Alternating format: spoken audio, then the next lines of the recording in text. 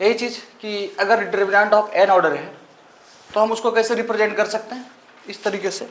यह भी कल बताया था शायद मैंने, ठीक है। फिर ये देखो कि कोई भी वो जो डिटरमिनेंट, यह जो डिटरमिनेंट है, अब जो इतना बड़ा डिटरमिनेंट है, अगर हम इसको इवेल्युएट करें, इसका वैल्यू फाइंड आउट करें, तो हम इसको किसी भी रो और किसी भी कॉलम के रिस्पेक्ट में कर सकते हैं, ठीक है। तो सपोज क्या किसी का मन हुआ कि हम, मतलब ज्यादातर लोग क्या करते हैं कि इसी फर्स्ट रो के रिस्पेक्ट में ही ओपन करते हैं, हैबिट है, या फिर फर्स्ट कॉलम के रिस्पेक्ट में। लेकिन ऐसा कुछ नहीं, आप किसी भी रो या फिर किसी भी कॉलम के रिस्पेक्ट में इसको ओपन कर सकते हैं। तो अगर तुमसे कोई पूछेगा कितना तरीके से ओपन होगा, इसमें नंबर ऑफ रो कितना है, रो कैसे काउंट करते हैं, हॉरिजॉन्टल लाइन 1 2 3 कैसे करें, कितना n, तो n तरीका यह हो गया। और नंबर ऑफ कॉलम कितना है, 1 2 3 करके कितना n, तो टोटल कितना 2n तरीके से आप इसको ओपन कर सकते हैं। यह बात अलग है कि हर एक में वैल्यू क्या आएगा, सेम आएगा, ठीक है।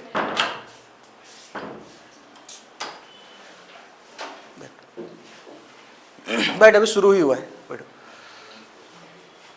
तो इस चीज को यहाँ पे कैसे लिखा गया है कि देखिए, अगर आप रो 1 के रिस्पेक्ट में लिख रहे हैं तो आपको कुछ नहीं करना है, बस इसका रो 1 का जो एलिमेंट a11 a12 a13 ऐसे लिखे, साथ में इसका जो करस्पॉन्डिंग कोफैक्टर है c11 c12 ऐसे करके लिखते हैं, तो ये वैल्यू।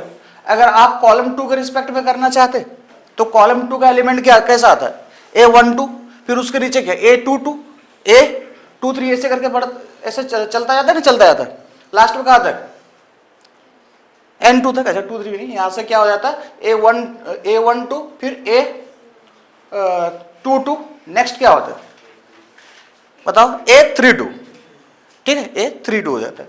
ऐसे करके यहां तक पहुंच गया, और साथ में इसका ही क्या चाहिए, कोफैक्टर चाहिए। तो यहां से भी वही वैल्यू मिलता है जो यहां से मिलता है। लेकिन अगर आपने क्या किया, देखो यहाँ पे एलिमेंट कौन सा रो का है, फर्स्ट रो का है, लेकिन ये जो कोफैक्टर तुम देख रहे हो ये कौन सा रो का है बता दो, सेकेंड रो का, C21 C22 C23। तो अगर ऐसा चीज किया था, हमने बताया था, आंसर क्या मिलना है आपको, 0, जो कि डिटरमिनेंट वैल्यू नहीं होता है। समझ गया ना बात को, इस चीज को ध्यान से समझना कि अगर जिस रो का आपने एलिमेंट लिया है उसी रो का क्या है, उसी रो का कोफैक्टर्स है, तब तो आपको डिटरमिनेंट वैल्यू मिलेगा, अदरवाइज वह क्या हो जाता है, 0 हो जाता है। अदरवाइज मतलब क्या, दूसरे रो का अगर आप ले लिए तो, ठीक है। अब चलिए कुछ क्वेश्चंस करते हैं, ठीक है, कुछ क्वेश्चंस करते हैं। इसको नहीं लिख पाए थे, लिख लो। मैं क्या बोला, जिस रो का एलिमेंट लिए हैं, मतलब ये चीज मैं पहले बता रहा हूं कि अगर आप एलिमेंट इस रो का ले रहे हैं, कोफैक्टर इस रो का ले रहे हैं, और आप प्रोडक्ट करके सम कर रहे हैं, तो वैल्यू क्या आएगा, 0। लेकिन अगर आपने एलिमेंट भी इसी रो का लिया और कोफैक्टर भी इसी रो का लिया, तो आंसर क्या आएगा, डिटरमिनेंट वैल्यू। सिंपल छोटा सा थ्योरी है, ठीक है। आगे बढ़े।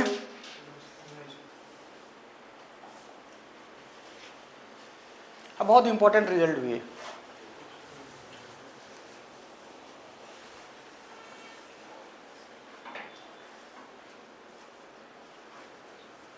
नोट्स एकदम प्रॉपर बनाना,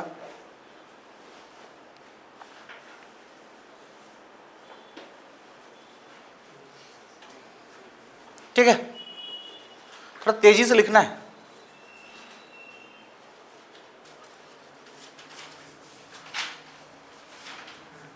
तब आगे बढ़ सकते हैं शायद।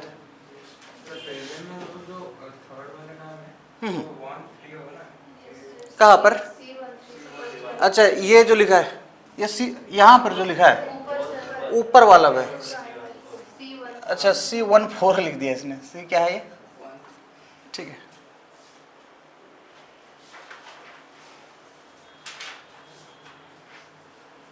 देखते हैं नेक्स्ट। अब चलिए कुछ क्वेश्चंस कर लेते हैं पहले, ठीक है। देखो अगर अभी तुम देखो, अभी का जो सिलेबस है, बोर्ड की मैं बात कर रहा हूँ पहले, तो बोर्ड में क्या है, CBSE बोर्ड में कि मतलब प्रॉपर्टीज वगैरह इसका हटा दिया है, लेकिन तुम्हें प्रॉपर्टी आएगा तो तुम भी क्वेश्चन को बहुत आसानी से कर लोगे, ठीक है। और कोई नहीं जानता है कि सिलेबस क्या आएगा, हो सकता है उसको फिर से ऐड कर दे CBSE, तो आराम से पढ़ो तो दोनों पार्ट तुम्हारा कवर हो जाएगा, ठीक है, JEE मेन वाला और बोर्ड वाला।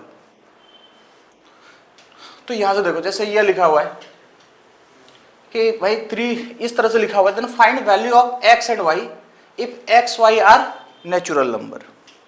आपको x y का वैल्यू बताना है जब ये क्या हो, नेचुरल नंबर। कैसे होगा, मतलब ये डिटरमिनेंट ओपन करना होगा। अच्छा, डिटरमिनेंट का मतलब ये नहीं हुआ कि 3 के बराबर हो गया, ये इसके बराबर हो जाए, ऐसा नहीं। इनका वैल्यूज क्या होगा, इक्वल। अच्छा, मैं तुमसे एक सवाल पूछता हूं, क्या कोई 2 ऑर्डर का डिटरमिनेंट और कोई 3 ऑर्डर का डिटरमिनेंट इक्वल हो सकता है? यस और नो? क्वेश्चन समझ में आया? एक डिटरमिनेंट जिसका ऑर्डर 3 है और एक डिटरमिनेंट जिसका ऑर्डर 2 है, क्या दोनों इक्वल हो सकते हैं? जवाब है हाँ, बिल्कुल, क्योंकि हमें वैल्यू से मतलब। अरे जो 2/2 का एक डिटरमिनेंट है उसका वैल्यू आ सकता है अल्फा, और जो 3/3 का है वो भी वैल्यू क्या आ सकता है, अल्फा। ऐसा पॉसिबल है, समझ गए ना? तो वो डिपेंड करेगा कि दोनों एक यूनिक नहीं बोलते क्या डिटरमिनेंट होगा जिसके दोनों वैल्यू क्या आ रहा है, इक्वल आ रहा है। समझ गए ना? तो आंसर क्या होगा इसका, यस। मतलब एक 2 ऑर्डर का और एक 10 ऑर्डर का भी है, तब भी वो क्या हो सकता है, इक्वल हो सकता है। हो सकता है, मैं नहीं बोला है, ठीक है, गिवन है तब तो हम लोग चेक करके देख लेंगे। और ये इक्वल है क्या नहीं, कैसे, तो दोनों का वैल्यूज को हम लोग निकालते हैं और वहां से चेक करते हैं। ऐसा नहीं कि ये 3 के बराबर, ये 2 के बराबर, ये ऐसा नहीं करते।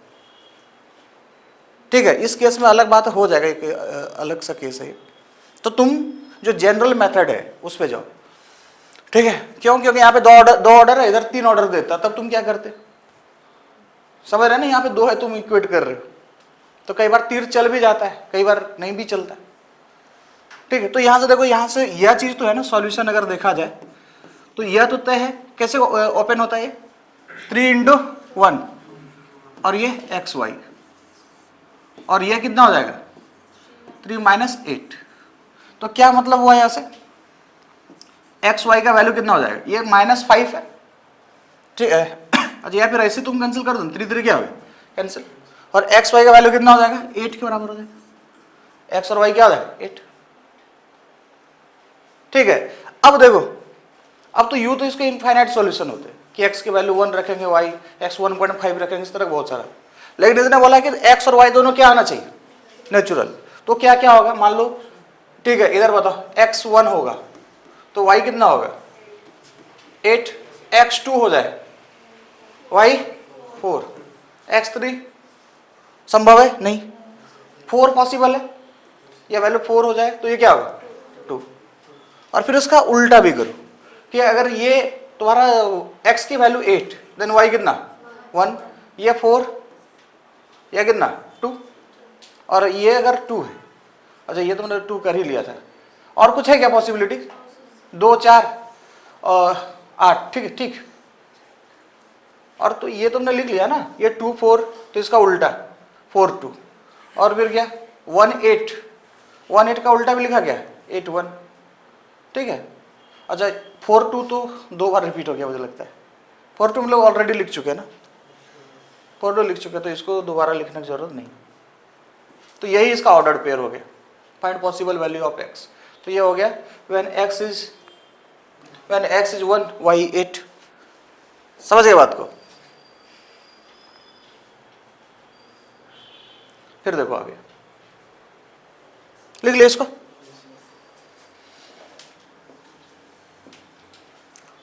चलो इवेलुएट द डिटरमिनेंट।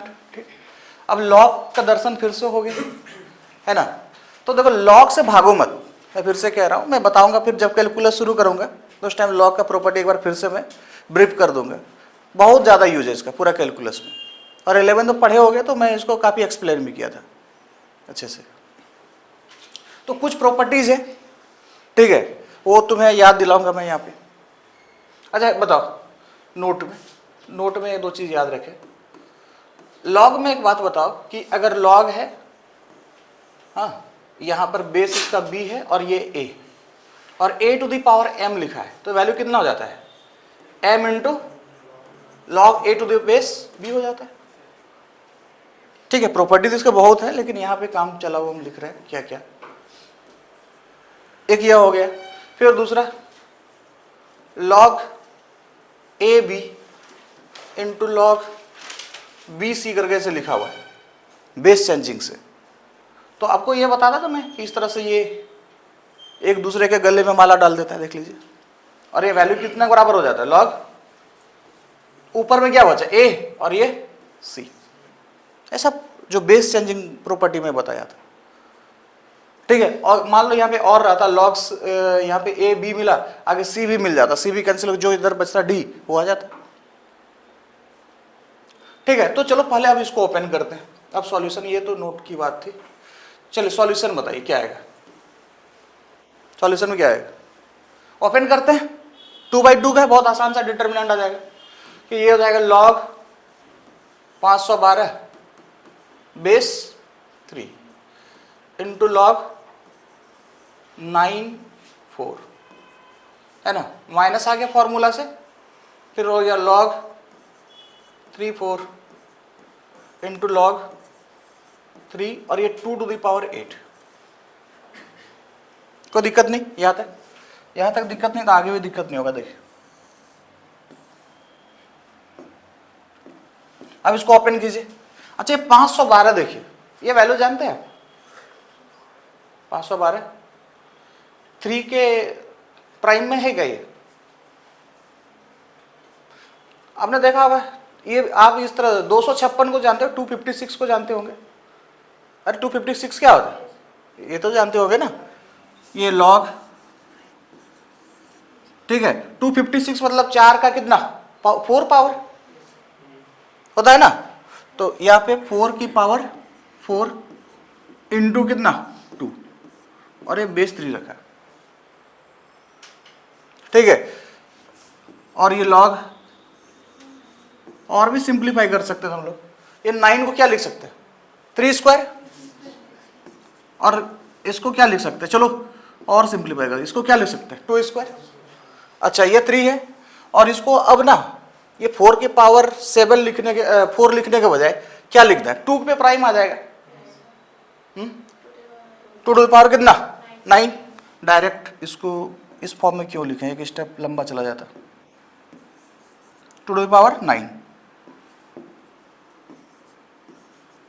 कोई दिक्कत नहीं, ठीक है। फिर यहां से ये तो सिंपल सा चीज है लॉग 3, लेकिन ये कितना 2², और ये तो करके रखा हुआ है चीजें 2⁸8 3। अच्छा एक और प्रॉपर्टी, क्या प्रॉपर्टी, कि अगर लॉग a⁴m और b⁴n है तो क्या होता है m/n log a⁵b। अगर डिनोमिनेटर में, सॉरी डिनोमिनेटर बोल रहा हूं, बेस पे अगर कुछ पावर है तो वो बाहर आ जाता है, लेकिन कैसे, डिवीजन फॉर्म में। और अगर आर्ग्यूमेंट पे पावर है तो कैसे आता है, प्रोडक्ट फॉर्म में। तो यहां से कितना हो गया बाबू, ये 9 आ गया इंटू लॉग 2 3 इंटू यहां से कितना आएगा 2, और ये भी क्या /2, अरे बोलिए सर नो 3 2, या 2 क्या कैंसिल। अच्छा यहां से देखिए तो हाफ बाहर आ गए, बचा कितना लॉग 3 2, और यहां से क्या बाहर है 8 log 2 3। कोई दिक्कत किसी को भी, हर एक स्टेप समझ में आ गया होगा। अब यह देखिए दोस्तों, यहां से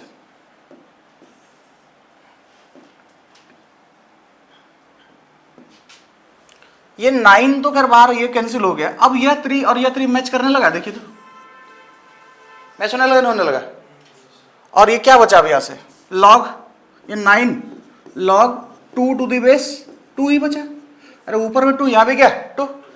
अच्छा ये 2 और ये 8 4 टाइम्स कैंसिल हो जाएगा, क्या हुआ 4 इधर ले आए, log 3⁵2 इंटू लॉग 2⁵3, यह भी मैच करने लगा। या फिर आप इस तरह से भी देख सकते थे, ठीक है। तो यहां से वैल्यू कितना बचा, ये वैल्यू 1 होता है, तो ये बचा 9 और 4, ठीक है 4 हो गया यहां से। और ये वैल्यू कितना आ जाएगा 9 - 4 कितना आंसर 5, 9 - 4 कितना आ जाएगा 5। समझ गए बात को, लिख लीजिए।